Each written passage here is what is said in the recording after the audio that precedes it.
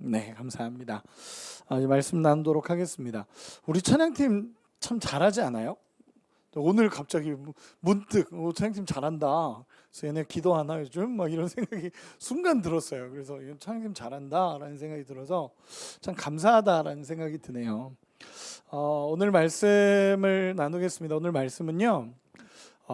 골로새서 2장 8절에서 15절. 골로새서 지금 말씀을 계속 나누고 있는데 여러분 아시겠지만 굉장히 실제적인 도전 앞에 계속 서 있습니다. 왜냐하면 전체적인 위기 앞에서 교회가 헤쳐나가야 될 방향에 대해서 지금 바울이 계속 제시를 하고 있다 보니까 이게 우리가 살아가는 삶과 굉장히 매칭될 수밖에 없어요. 그리고 지금 현재 살아가고 있는 이 모습과 그때 당시의 모습은 저는 크게 다르다고 보지 않기 때문에 이 말씀이 전해지는 자리가 이 바울이 전하는 이 골로새 교회를 향한 메시지가 지금 저희를 향한 메시지와 동일하다라고 저는 확신합니다. 제가 예전에 서울에 있을 때 그 퀴어 축제가 열렸었어요. 퀴어 축제가 열렸고 그리고 그때 당시에 이제 제가 서울에 있을 때 처음으로 그런 축제가 막 열리고 그때 당시 서울이 난리가 났었어요. 그래서 축제를 하는 사람들 엄청나게 그랬고 많았고 그리고 그것에 대해서 반대하기 위해서 온 사람들도 굉장히 많이 모였었고 저희는 거리가 그렇게 멀지 않았 제가 사는 곳과 그렇게 멀지 않았기 때문에 그 내용이 계속 엄청난 이슈로 자리 잡고 있었어요. 엄청난 이슈가 계속 되고 있었어요. 근데 그런 상황에서 이제 뭐 여러 가지 했었죠. 뭐 밤샘 행사도 있었고 그리고 영화제나 뭐 이런 연극 강연 이런 것들도 참 많았습니다. 그리고 서울역 광장 안에서 동성애 지지자들과 그리고 반대파들이 막 싸우고 있었고 경찰들도 엄청나게 많이 투입됐고 많은 일들이 있었어요. 거기에 정점이 뭐였냐면 그들이 이렇게 퍼레이드를 하는 광경이었어요. 정점이 그 퍼레이드를 하는 광경이었기 때문에 그때 당시에 이제 사람들은 퍼레이드를 하고 옆에 있는 사람들은 막 싸우고 막 그 마이크를 대고 막 외치고 이렇게 하면 안 된다라는 걸 외치고 막 어쨌든 난리도 아니었어요. 그때 당시에 난리도 아니었고 엄청난 상황이 벌어졌었습니다. 여러분 저는요 이런 모습을 크리스천으로 어떻게 봐야 되는가라는 것에 대해서 한 번쯤은 고민을 해봐야겠다라는 생각을 해요. 여러분들도. 그리고 저한테도 여러 목사님들도 그렇고 사람들도 그렇고 그런 부분들에 대해서 제가 목회자이기 때문에 저의 입장을 묻는 경우도 참 많았어요. 그러다 보니까 이런 부분들에 대해서 한 번쯤은 짚고 넘어가야 된다라는 생각이 들었었는데 오늘 말씀을 기준으로 해서 같이 조금 나눠봤으면 좋겠다라는 생각을 해요.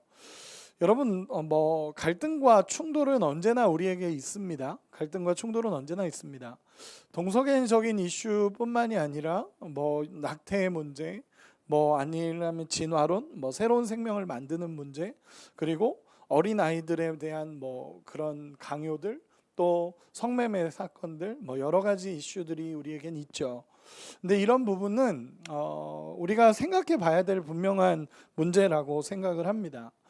오늘 본문을 기준으로 해서 저는 모든 이슈를 다 이야기할 수는 없지만 우리가 중점적으로 가져야 될 모습과 생각들에 대해서 우리가 조금은 고민을 해봐야 된다라고 생각을 하게 됩니다.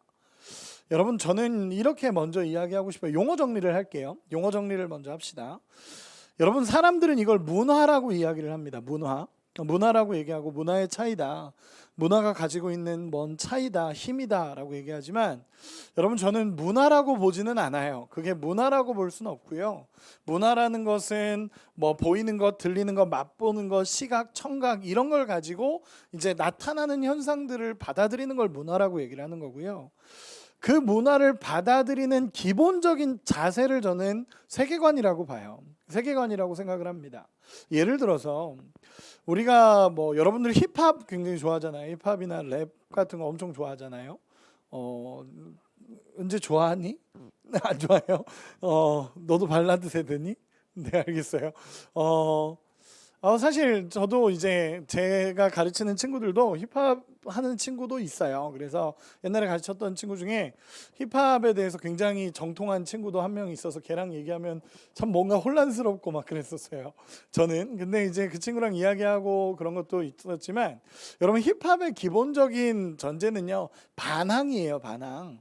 걔네가 얘기하는 힙합이나 그런 건 뭐 플렉스한다 막 이런 거, 뭐 반항적인 거, 굉장히 강한 거, 사회 이슈에 대한 되게 센 거. 그래서 욕도 많이 들어가고, 이제 랩이나 이런 거 보면 욕도 굉장히 많이 들어가고, 반항적인 기술도 굉장히 많이 나오고, 그리고 내가 뭐 부자다 뭐 이런 걸 자랑하기도 하고, 그러면서 자기를 드러내는 역할들을 하거든요.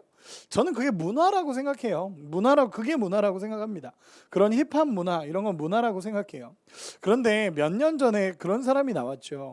힙합이라는 문화의 옷을 입고 복음을 전한 캐릭터가 나왔어요. 그렇죠? 힙합이라는 문화의 옷을 입고 복음을 전하면서 제가 생각해도 야, 저렇게 해서 괜찮을까 싶을 정도로 너무 날 그대로의 복음을 전하는 사람을 봤어요. 그래서 제가 그걸 보면서 좀 충격을 받았었어요. 그때 당시에 이렇게 할 수 있구나.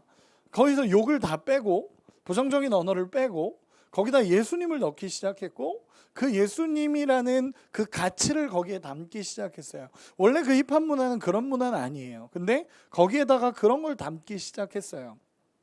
그러면서 복음이 전해지는 걸 봤어요.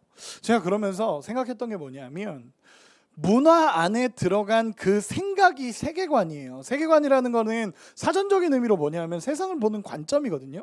세상을 보는 관점. 어떻게 내가 그 관점을 가지고 살아가고 있느냐가 가장 중요한 부분이라는 거예요.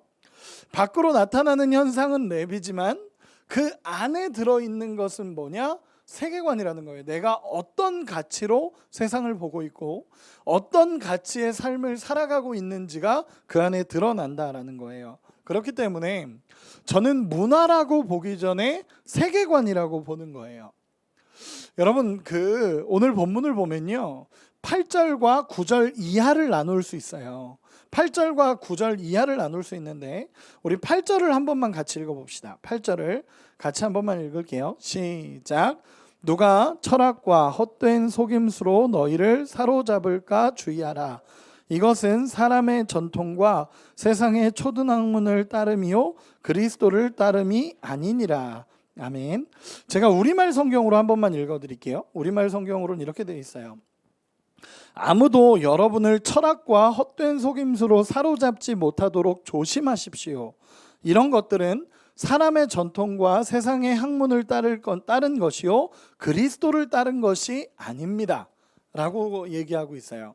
이 얘기는 뭐냐면, 쉽게 얘기해서 8절에서의 철학과 초등학문은 나 중심의 생각이라고 이야기를 하는 거고요. 세상이 말하는, 세상이 가치 있게 여기는, 그리고 너라는 존재에 대한 것은, 내가 나 중심으로 살아가는 것에 대해서는 옳지 않다. 그건 그리스도를 따름이 아니다라고 선언을 하는 거고, 9절 이하에 나타난 걸 보면 제가 읽어드릴게요. 9절 10절만 읽어드리겠습니다.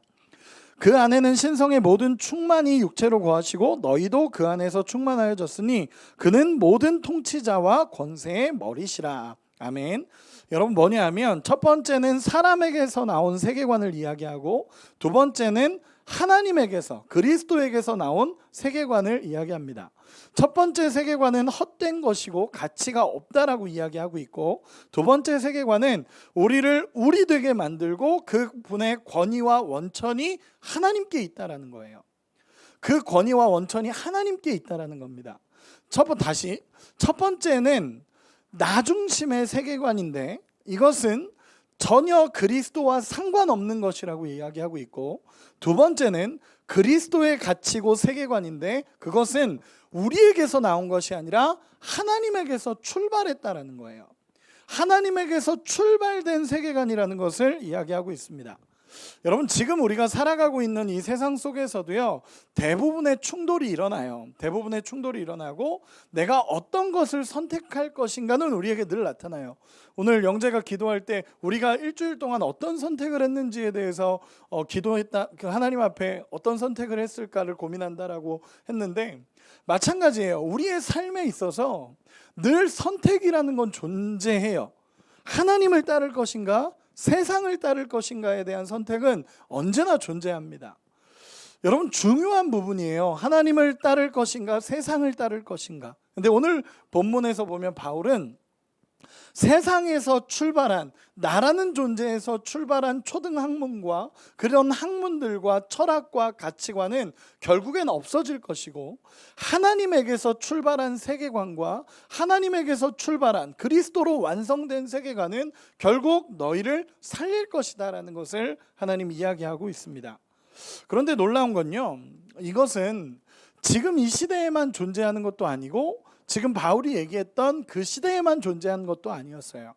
이미 이전부터 존재했고 이전부터 계속적으로 나타났다라는 것입니다. 8절에 보면요, 우리가 헛된 말 거짓 철학은 한마디로 나 중심의 세계관, 인간 중심의 세계관이라고도 볼 수 있어요. 성경은 이런 것을 나에게서 시작됐다라고 얘기하고 존재하는 모든 것이 나로부터 출발했다라고 얘기를 해요. 쉽게 표현해 볼게요. 나의 행복 때문에 시작됐다라는 거예요. 나의 행복. 제가 어떤 친구에게 넌 신앙생활을 왜 하니? 라고 물어보면 보통 어떤 그냥 보통이라고 말하면 좀 그렇다. 몇몇 친구들은 저한테 그런 얘기를 한 적이 있어요. 저의 행복을 위해서 신앙생활을 한대요. 아니에요. 그거 아니에요. 행복을 위해서 신앙생활을 하는 게 아니에요. 우리가 진짜 하나님을 따라가기 위해서 물론 우리에게 주어지는, 그 하나님을 따랐기 때문에 주어지는 기쁨과 감격은 우리에게 당연히 존재합니다. 그러나 나의 행복을 위해서 신앙생활하는 것은 아니에요. 그건 다른 종교가 하는 일이죠.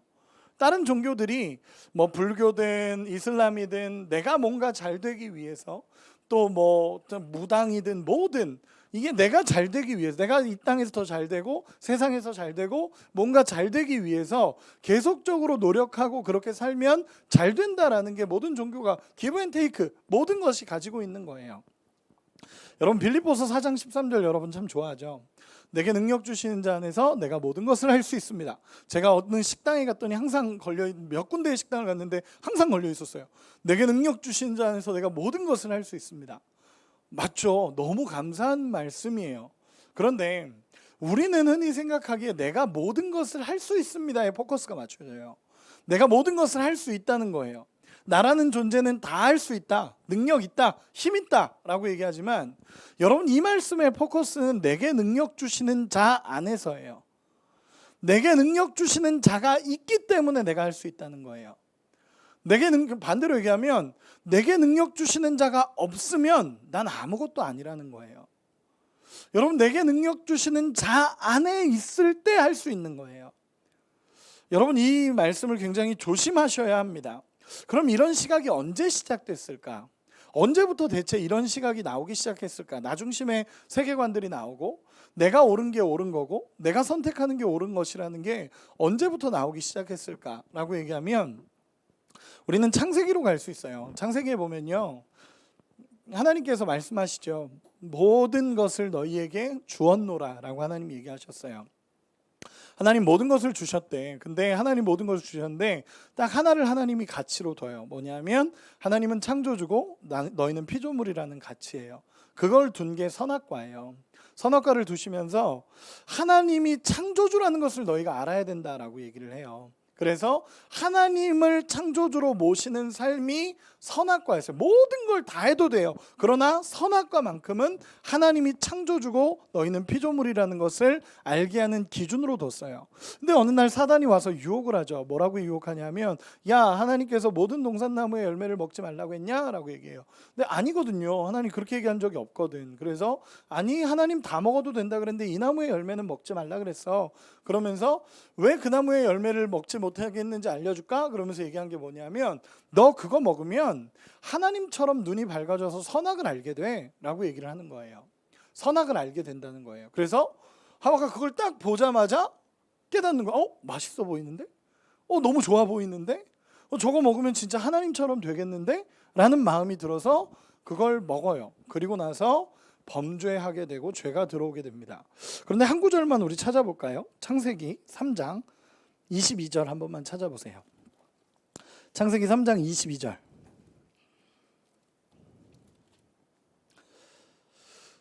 이 사람들이 선악을 알게 됐을까요? 안 됐을까요? 알게 됐어요. 보세요. 한번 3장 22절 같이 한번 읽어봅시다. 시작. 여호와 하나님이 이르시되 보라 이 사람이 선악을 아는 일에 우리 중 하나같이 되었으니 그가 그의 손을 들어 생명나무 열매도 따먹고 영생할까 하노라 하시고. 아멘. 여러분 선악을 알게 됐어요. 우리 중에 하나와 같이 선악을 알게 된다라고 얘기를 했어요. 근데 중요한 게 뭔지 아세요? 선악을 분별하는 능력이 아니에요. 선악을 분별하는 능력은 하나님이 주시는 거예요.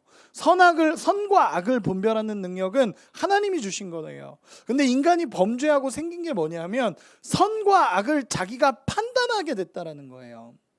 선과 악을 자기가 판단하기 시작했어요. 하나님이 원래 선과 악을 기준으로 세워주시고 하나님이 선하게 끌어가시는데 인간이 범죄하고 난 이후에 제일 먼저 들어온 게 뭐냐? 선과 악을 내 기준으로 판단하기 시작한 거예요.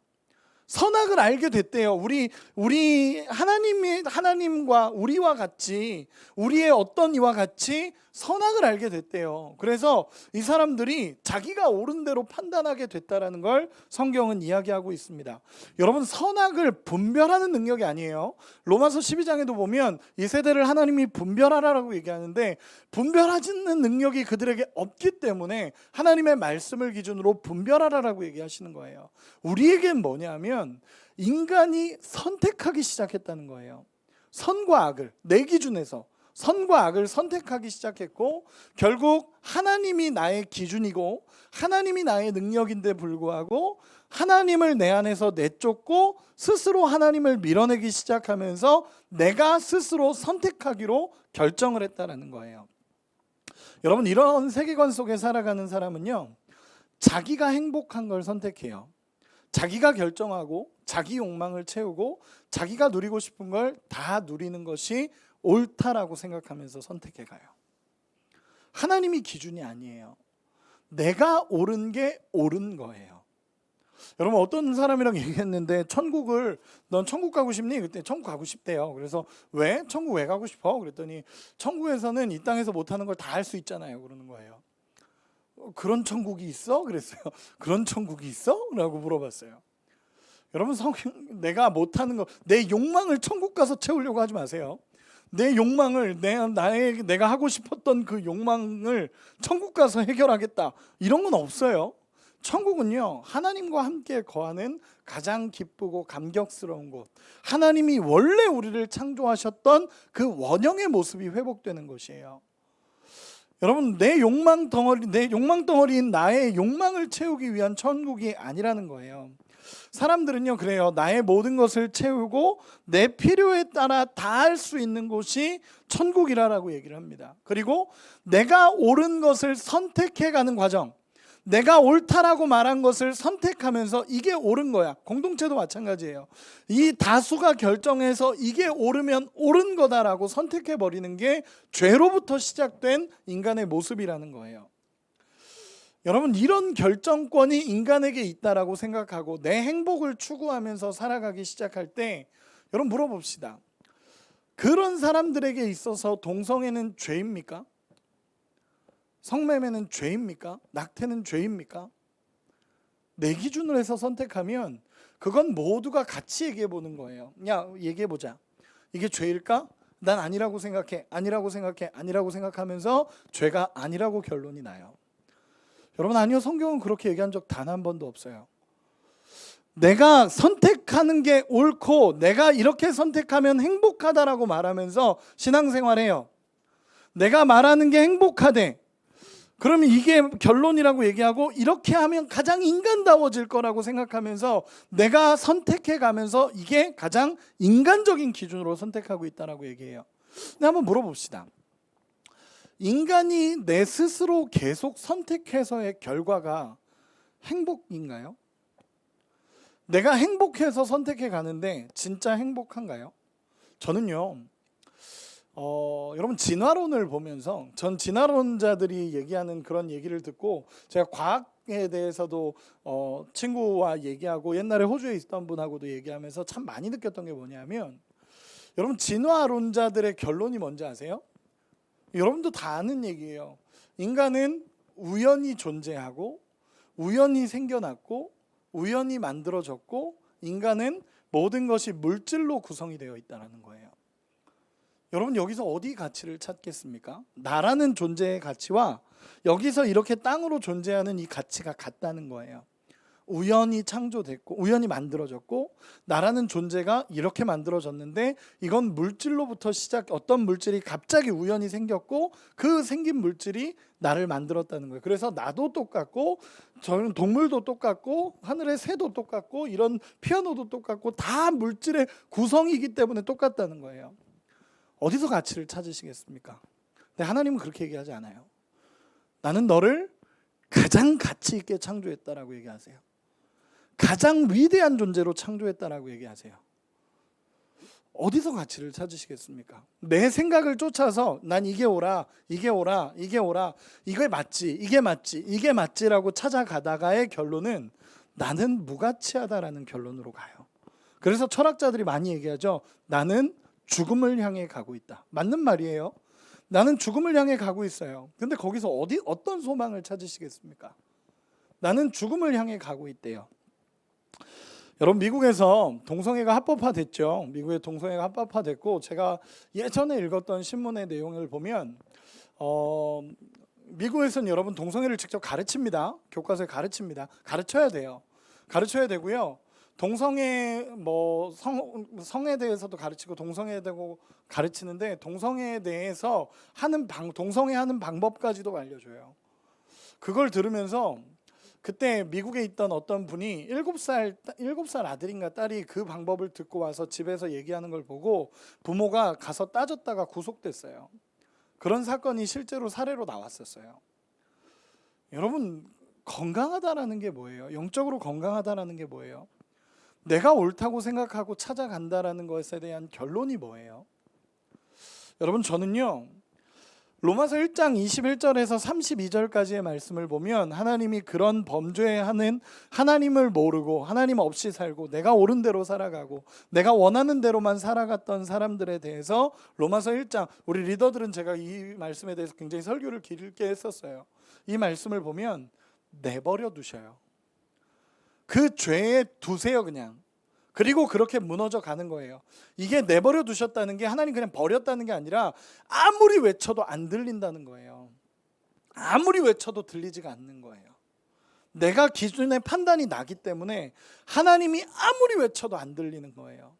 하나님이 이게 옳아, 이게 옳아, 이게 옳아 라고 얘기해도 내가 내 행복을 쫓고 내 기준을 찾고 내 생각을 쫓다 보니까 하나님의 말씀이 들리지 않는 상태가 돼버리는 거예요. 여러분 이게 나 중심의 세계관입니다. 여러분 정말 미안한 얘기지만 교회 안에도 이런 것이 너무너무 많아요. 내 행복을 쫓아 신앙생활한다. 내 기준을 가지고 신앙생활한다. 내 생각이 옳다. 정말 죄송한데 하나님과 상관없을 수 있어요. 저도 늘 그래요. 저도요. 제 생각을 계속 돌아봐요. 하나님 앞에. 그래서 전 기도해요. 날마다 기도해요. 밤에 늘 와서 하나님 앞에 기도하고 새벽마다 기도해요. 하나님 제 뜻이 아니라 하나님의 뜻을 주세요. 제 생각이 아니라 하나님의 마음을 주세요. 목회를 하더라도 하나님의 마음을 주세요. 라고 얘기를 많이 해요. 여러분 무엇을 쫓아 살겠습니까? 내 행복? 내 가치? 내 생각? 여러분 아니요. 하나님이 원하시는 게 뭔지를 봐야 돼요. 넘어가 봅시다. 9절 이하에 보면요. 오늘 본문으로 다시 돌아와서 9절 이하에 보면 예수 그리스도로 완성된 세계관을 얘기해요. 제가 이 말씀은 다음 주에 조금 더 깊게 다룰 수도 있어요. 근데 9절 이하에 보면 그리스도 안에서 세워진 세계관들에 대해서 이야기를 합니다. 한마디로 얘기하면 하나님 중심의 세계관이에요. 하나님 중심의 세계관. 이 세계관은 전혀 달라요. 나 중심의 세계관과는 전혀 달라요. 이 세계관은 창세기 1장 2장에서 출발한 세계관입니다. 이 얘기는 뭐냐면 그분이 우리를 만드셨다 해서 모든 게 출발돼요. 그분이 우리를 만드셨다는 게 모든 것의 출발이에요. 주님이 우리를 만드셨고 하나님이 우리를 창조하셨고 하나님이 우리를 가장 존귀한 존재로 창조하셨다가 출발입니다. 하나님의 형상과 모습이 우리 안에 있었다라고 얘기를 하고요. 하나님의 생명이 우리 안에 있었다라고 얘기해요. 우리는 맑고 아름답고 지혜로운 존재였다라고 하나님은 분명히 이야기합니다. 여기서부터 하나님 중심의 세계관이 출발하기 시작하는 거예요. 여러분, 이 가치관이 여러분들에게, 이 세계관이 여러분들에게 들어와야 돼요. 저는 예전에 저 고등학교 때 대학교 초반까지는 안 갔던 것 같다. 고등학교 때 보면요, 전 이 말씀이 되게 부담스러웠어요. 옛날에 이 말씀이 되게 부담스러웠어요. 너의 모든 것은 하나님의 영광을 위하여. 너의 모든 것은 하나님의 영광을 위하여. 너의 결혼도, 너의 아들도, 너의 딸도, 너의 부모님도 하나님의 영광을 위하여. 뭔가 부담스럽지 않아요? 난 되게 이게 부담스러웠어요. 너의 비전도 하나님의 영광을 위하여. 너의 모든 것이 하나님의 영광을 위하여. 전 이게 되게 부담스럽게 느껴졌었어요. 뭔지 모르게 막 부담스럽고, 내가 하는 모든 것이 하나님의 영광을 위하여라면 나의 삶은 있는가? 나의 삶은 과연 존재하는가? 난 AI가 되라는 건가? 난 로봇가 되라는 건가? 하나님은 토기장이래잖아. 하나님은 토기장이로 이렇게 빚어주신대. 하나님 토기장이고 나는 진흙이라 하나님이 이렇게 빚어주시는 대로 나는 만들어진다는 거예요. 참 불편했어요. 뭔가 불편했어. 뭔가 마음의 불편함도 있고 별로 좋지 않다라는 생각도 조금씩 들었던 것 같아요. 조금씩 들었던 것 같아요. 저는 토기장이 하면 그 생각나요. 여러분 그거 아세요? 사랑과 영혼이라는 그 영화 아세요? 너 세대가 너무 다른가? 너무 다른. 사랑과 영혼 혹시 모르세요? 형서가 너 알지? 맞아. 톡이 이렇게 만드는 거. 여자분이 그게 있잖아. 오 마이 러 막 그러면서 죄송해요. 그게 있어요. 어쨌든 그런 영화가 전혀 기독교적이지 않은 영화가 있어요. 막 귀신이고 막 이런 영혼이고 막 이런 게 있어요. 근데 그걸 재밌게 봤었어요 옛날에. 근데 이렇게 토기장이가 이렇게 빚어요. 이렇게 토기를 막 빚습니다. 여자가 이렇게 토기를 빚고 있어요. 그러면 남자가 뒤에서 와요. 오면 안 되지, 토기를 빚는데, 그치? 오면 안 돼요. 그리고 나서 이렇게 남자가 뒤에서 앉습니다. 그러면서 되게 아름다운 장면인데 저는 그 장면을 보면서 그럼 토기는 어떡하지? 라는 생각을 했어요. 토기는 이렇게 뭉개져요. 막 토기는 제대로 안 만들어지고 막 이렇게 만들어지는 장면을 봤었어요. 갑자기 왜 이야기를 했는지 모르겠는데 토기장이 주님이 만드신대. 토기를 만드신대. 주님이 토기를 만드시고 나는 주님이 움직여지는 대로 만들어지는 거예요. 여러분 토기 만들 때 그렇잖아요. 얘가 막 돌아가면 이렇게 되고 있으면 이 모양대로 이렇게 만들어져 가는 거잖아요. 그래서 주님이 여기를 깎아야 될 것 같으면 여기를 깎으시고 주님이 여기를 늘려야 될 것 같으면 이렇게 늘리시면서 주님이 원하시는 모양의 토기가 만들어진다는 거예요. 그런데 토기장이가 이렇게 만들다가 그 사랑과 영혼을 보면서 딴짓하면 토기는 뭉개지고 막 이렇게 되겠죠. 근데 주님이 우리를 정말 정성스럽게 하나하나 빚어가신다는 거예요. 제가 이렇게 한번 얘기해 볼까요? 제가요 이 말씀이 참 불편했었어요. 옛날에 토기장이가 토기를 만들고 어떻게 만들고 이런 게 되게 불편했어요. 근데 제가 어디서 그거에 대한 키를 얻었냐면 지하철인가 기차를 타고 가다가 그 앞에 있는 문구를 보면서 키를 얻었어요. 그 앞에 어떤 문구가 있었냐면요. 그 앞에 이런 문구가 있었어요. 기차 여행을 가장 빠르게 하는 방법이 뭔지 아십니까? 문구에 기차 여행을 가장 빠르게 하는 방법이 무엇인지 아십니까? 그 정답은 사랑하는 사람과 함께 가는 것입니다. 뭐 이렇게 써 있었어요. 그래서 되게 이상하다 막 그러다가도 딱 생각해 보니까 맞는 거예요. 내가 정말 사랑하는 사람과 함께 가면 시간이 순식간에 흘러가잖아요. 모르시죠, 여러분은? 여러분 모르시죠? 인혁아 알아? 인혁아 미안. 아니 너무 행복하게 웃길래 물어본 거예요. 인혁이 알죠? 사랑하는 사람과 함께 가면 너무너무 행복하다는 거예요. 맞는 것 같아요. 맞는 것 같아요. 저도 우리 아내와 함께 가면 참 행복합니다. 야, 이렇게 반응이 없네. 큰일 나요. 우리 아내 보고 있어요. 어쨌든 사랑하는 사람과 함께 가면 행복하다는 거예요. 그럼 거기서 키를 얻었어요. 키가 뭐였냐면 주님이 나에게 어떤 존재이시냐는 거예요. 주님이 나에게 어떤 존재이시고 주님은 나를 어떻게 생각하시는지를 알면 그분과 함께 가는 것, 그분과 함께 걷는 것이 가장 행복한 인생이 되는구나라는 걸 그때 깨닫게 됐어요. 지하철 그거 보다가 깨달았어요. 그랬더니 말씀이 깨달아지는 거예요. 말라기서 마지막에 보면 이스라엘 백성이 그런 얘기하죠. 하나님이 내가 너희를 사랑했다. 내가 진짜 너네 사랑했다라고 얘기했더니 말라기 시대를 살았던 그 이스라엘 백성들이 하나님 언제 우리를 사랑했다고요? 하나님 언제 우리를 사랑했어요? 하나님 사랑하지 않았어요. 우리 맨날 혼났는데 맨날 혼낸 게 사랑이에요. 맨날 우리 이렇게 막 거룩하게 해야 된다고 맨날 그러셨는데 그게 사랑이에요? 하나님 그게 사랑이에요? 우리 아팠잖아요. 우리 혼났잖아요. 하나님 우리 어떻게 지냈는데요? 하나님 아시잖아요. 그렇게 혼나면서 지냈는데 하나님이 언제 우리를 사랑하셨습니까? 하나님이 거기서 기가 막혀 해요. 하나님이 정말 기가 막혀 해요. 여러분, 하나님이 왜 혼내셨을까? 하나님이 그들을 왜 끌고 가셨을까? 하나님이 그들을 왜 그렇게까지 아프더라도 하나님이 그렇게까지 끌고 가셨을까? 하나님은 사랑이셨어요. 끝까지 사랑이셨어요. 얘들이 살아야 됐어요. 여러분, 시우리가 아무것도 모르고 갑자기 시우리가 다리미를 잡으려고 한다고 생각해 보세요.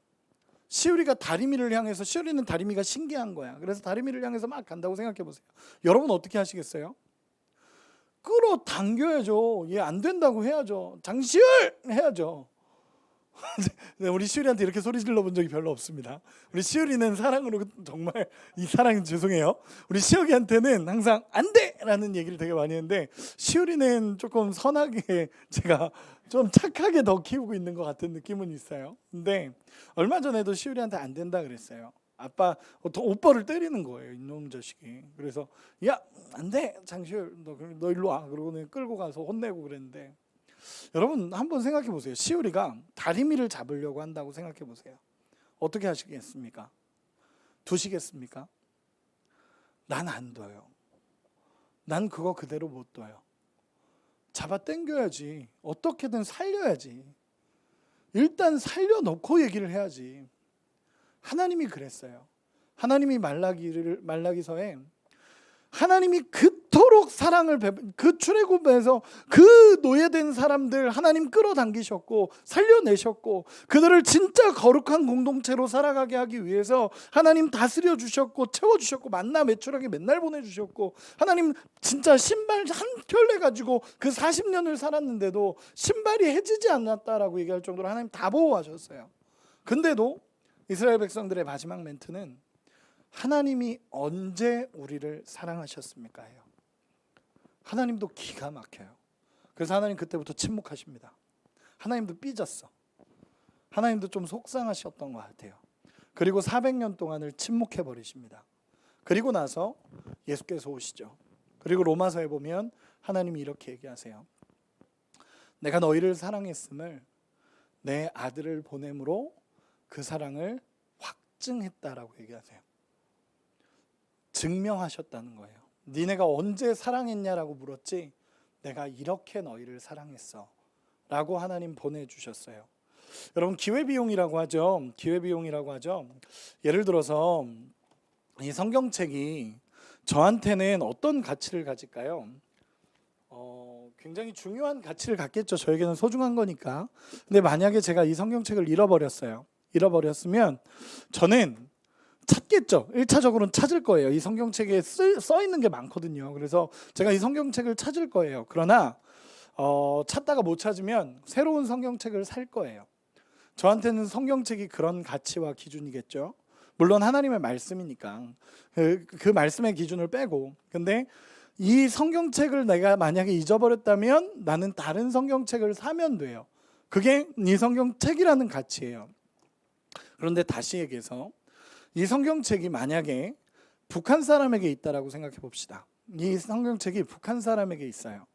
그럼 이 성경책의 가치는요, 그냥 끝나고 사는 정도가 아니라 이 성경책을 소유하고 있다는 것만으로도 생명을 거는 일이에요. 그게 기회비용이라는 거예요. 그래서 이게 나에게서의 가치보다 그 사람에게서의 가치가 훨씬 크다는 거예요. 저라는 사람은 이 성경책의 가치가 물론 크겠죠. 그러나 잊어버리면 다른 성경책을 사든지 아이패드로 보든지 아니면 다른 성경책 가서 뭐 구입해 오면 돼요. 한 5만 원 정도로 구입하면 되는 가치예요. 그런데 그 사람들에게 있어서 이 성경책은 생명이에요. 이 성경책 가지고 있다가 죽어요. 이 성경책 가지고 있으면 죽어요. 그러나 이 성경책을 가짐으로 그들은 하나님의 말씀을 대하는 자세가 바뀌는 거예요. 여러분, 마찬가지로 그것을 대하는 사람의 모습과 상황과 마음을 보면 그것이 얼마나 가치 있는 건지를 알아요. 다시 얘기해서 하나님이 우리를 사랑하셨음은 하나님이 뭘 거셨는지를 보면 알아요. 하나님이 우리를 사랑하셨다라는 것은요, 하나님이 무엇을 우리에게 주셨는지, 그리고 하나님의 얼마나 큰 가치를 보여주셨는지를 보면 우리의 가치를 알게 된다고요. 하나님 뭘 주셨냐? 여러분, 최소한 아들 예수님을 십자가에 못 박을 가치는 우리에게 주셨어요. 여러분, 그게 은혜라는 거예요. 여러분, 하나님이요, 우리를 사랑했다? 어떻게 사랑하셨냐라고 말하면 예수님을 십자가에 못 박을 정도로 우리를 가치 있게 여기셨어요. 그분이 우리를 사랑하셨기 때문에 우리가 그분 앞에만 나가면 그 사랑에서 가장 완벽하게 은혜로 살아갈 수 있는 존재로 하나님 우리를 만들어 놓으셨다는 거예요. 여러분, 다시 결론을 맺어봅시다. 내가 모든 것을 결정하고 내 기준에서 모든 것을 선택하고 살아간다. 여러분, 결과가 뭐예요? 나는 무가치한 존재라는 결론이 나와요. 그리고 그들은 죽음을 향해 간다라고 선포합니다. 그런데 조금 불편해 보이고 답답해 보이고 뭔가 매여 있는 것 같아서 속상하고 힘들어 보여도 하나님의 가치를 선택하고 하나님의 기준을 가지고 살아가기 시작하면요, 하나님의 기쁨이 나라고 말씀해 주시고 하나님의 눈물이 나라고 얘기하시고 하나님이 우리의 모든 인생의 주권자라고 말씀해 주시며 우리의 인생을 끌어가시겠다라고 하나님 약속하십니다. 전 이것이 비밀이라고 생각해요. 이게 그리스도인이 가진 비밀이라고 생각합니다. 여러분, 이 비밀이 들리는 자는 붙잡고 나가요. 여러분, 다시 이제 결론을 정말로 맺겠습니다. 결론은요, 여러분, 죄에 대해서는 정확하셔야 합니다. 무엇이 죄냐 무엇이 아니냐를 나의 가치와 나의 판단이 아니라 하나님의 가치와 하나님의 판단으로 결정하시기를 바랍니다. 언제나 선택은 존재해요. 내가 내 중심의 선택을 할 것인가, 내가 하나님 중심의 선택을 할 것인가는 언제나 우리 앞에서 존재합니다. 그러나 나의 선택을 따라가기 시작할 때는 결국 인생의 마지막은 무가치고 무의미하고 성경은 심판이 있을 거다라고 분명하게 선언합니다. 여호수아 24장에 마지막에 여호수아가 뭐라 그러냐면요, 이렇게 얘기해요. 야, 이스라엘 백성들을 모아놓고, 야, 니네 마음대로 사냐? 야, 저쪽 신이 좋아 보이고 이쪽 신이 좋아 보이고 강 건너의 신이 좋아 보이고 저쪽 강 이쪽의 신이 좋아 보이면 니네 마음대로 살아. 제 언어로 표현하는 거예요. 죄송해요. 여호수아가 이렇게 얘기했는지는 모르겠어요. 근데 좀 세게 얘기한 건 맞아. 뭐라고 했냐면, 야, 이 강 이쪽의 신들이든지 강 저쪽의 신들이든지 너희가 선택해라. 네 마음대로 선택해라. 저쪽의 신이 좋아 보이면 절로 가든가 이쪽의 신이 좋아 보이면 일로 가든가 저쪽으로 가든가 이쪽으로 가든가 네 마음대로 해라. 나와 내 집은 여호와만 섬길 거야. 니네 마음대로 해. 근데 나는 여호와 섬길 거야. 따라올 사람은 따라와. 이게 여호수아의 외침이에요. 마지막 외침이에요. 그랬더니 이스라엘 백성들이 죄송합니다. 제가 따라가겠습니다 하면서 하나님 앞에 나가고, 그리고 하나님 앞에 회개의 제사를 드리고 하나님 앞에 올바로 서게 됩니다. 여러분, 하나님 중심으로 살아가는 인생이 되기를 소망해요. 우리 리더들하고 지금 큐티하고 있는데, 계속 큐티를 하고 있는데 여호수아 말씀을 큐티하고 있어요. 근데 여호수아 말씀을 큐티하는데 한 주 동안 제 마음에 들어왔던 구절이 있었는데, 그게 여호수아 6장이에요. 지난주 말씀이었는데 여호수아 6장의 여리고 전투 장면이었어요. 이스라엘의 첫 전투였죠. 이스라엘의 첫 전투였습니다. 근데 첫 전투에서 여리고 전투를 막 하는데 여호수아가 하나님 앞에 나갔더니 하나님이 이렇게 얘기하는 거예요. 너희가 전쟁을 할 때 여리고성을 한 바퀴씩 돌라는 거예요. 그냥 한 바퀴씩 돌으라는 거예요.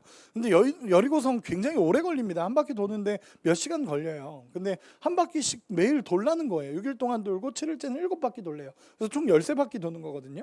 근데 매일 돌아야 된대. 이렇게 돌아야 된대.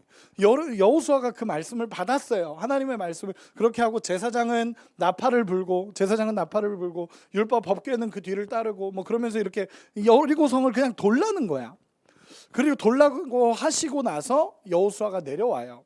내려와서 이스라엘 백성들을 모아놓고 얘기해요. 근데 뭐라고 얘기하냐면, 여러분, 하나님이 말씀하신 것을 그대로 하거든요. 근데 하나를 추가해요. 여호수아가 한 가지를 추가해요. 뭘 추가하는지 아세요? 아무 소리 하지 말라는 거예요. 아무 소리 하지 말고 돌래요. 이게 여호수아가 추가한 한 가지 구절이었어요. 야, 아무 말 하지 마. 돌 때 아무 말도 하지 말고 돌아. 그냥 이렇게 도는데, 여러분 생각해 보세요. 말씀은 여호수아만 받았어. 근데 사람들은 돌아야 되는 거야. 여호수아가 한 바퀴씩 돕시다 그러고 돌아봐요. 여러분, 누가 돌면서 불평 안 나오겠어요? 쟤 뭐 하는 거야 이게? 이게 무슨 짓이야? 아니, 전쟁을 하려면 싸워야지. 그리고 그 이스라엘 백성들이 지금 전투력 막 올라가 있었거든요. 막 출애굽하고 나서 막 전투력 올라가고 있고 막 이런 상황인데, 뭐 우리가 할 필요 뭐, 그냥 우리가 싸우면 되지 뭐야라고 얘기했을 거예요. 근데 여호수아가 딱 그 말이에요. 아무 말도 하지 마. 그 입에 한마디도 내지 마. 도는 동안 한마디도 내지 마. 불평불만하지 말라는 거예요. 한마디도 하지 말라는 거예요. 그리고 돌아요. 엄청 답답했을 것 같아요. 근데 한편으로 생각해 보니까 그런 마음이 들었어요. 나팔 소리는 그 당시 하나님의 임재였거든요. 하나님의 임재가 뿌 하고 이렇게 울려요. 뿌 진짜 이런 소리 나요. 뿌 이런 소리 나요. 나팔이 막 그 양각 나팔은 뿌 하고 소리가 나는데, 이렇게 소리가 나는 그게 하나님의 임재예요. 한 번을 불면 가고 두 번을 불면 멈추고 막 이런 게 하나님의 임재의 상징이었거든요. 여러분 한번 생각해 보세요. 내 입에 불평을 제하고 하나님의 임재가 계속 있어. 그럼 어떨 것 같아요? 은혜가 임해요. 내 입에 불평을 끊어내고, 내 입에 불만을 끊어내고 하나님의 임재가 계속 머물러 봐요. 여러분, 그러면요 은혜가 임해요. 은혜가. 저는 마지막에 이스라엘 백성들이 다 돌고 외치잖아요. 그게 얼마나 센 외침이었을까라는 생각을 해요. 우와! 뭐라고 외쳤는지 모르겠어요. 우와! 막 이렇게 외쳤을지 뭐 무너져! 막 이렇게 외쳤을지 모르겠어요. 어쨌든 우와! 하고 무너질 때 갑자기 막 무너져요. 근데 그 외침은 난 불신의 외침이 아니었을 거라고 생각해요. 정말 확신으로 무너질 거다라는 외침이었을 것 같아요. 뭐라고 소리 질렀는지 모르지만 어쨌든 그 앞에 무너져 내립니다. 저는 그게 하나님의 역사라고 생각해요. 여러분, 눈에 보이는 건 아무것도 아닌 것처럼 보여지고, 이게 하나님의 방법이야? 대체 이게 뭐야? 라고 생각할지 몰라요. 하나님의 뜻을 선택할 것인가, 내 중심의 생각을 선택할 것인가는 언제나 우리에게 존재합니다. 그런데 나의 선택을 따라가는 인생은 결국 무가치한 인생이 될 거고, 하나님의 선택을 따라가는 인생은 하나님이 얼마나 우리를 존귀하게 여겼는지를 보게 될 거예요. 그리고 지금도 하나님이 우리의 인생을 어떻게 이끌어 가시는지를 분명히 보게 될 것입니다. 그 극치의 완성이 예수님의 십자가고, 오늘 본문 마지막에 십자가로 모든 것을 이기셨다라고 예수님 선언하십니다. 여러분도 그런 은혜의 역사가 일어나기를, 그래서 날마다 예수님 붙잡고 살아가는 은혜가 있기를 예수님의 이름으로 축원합니다.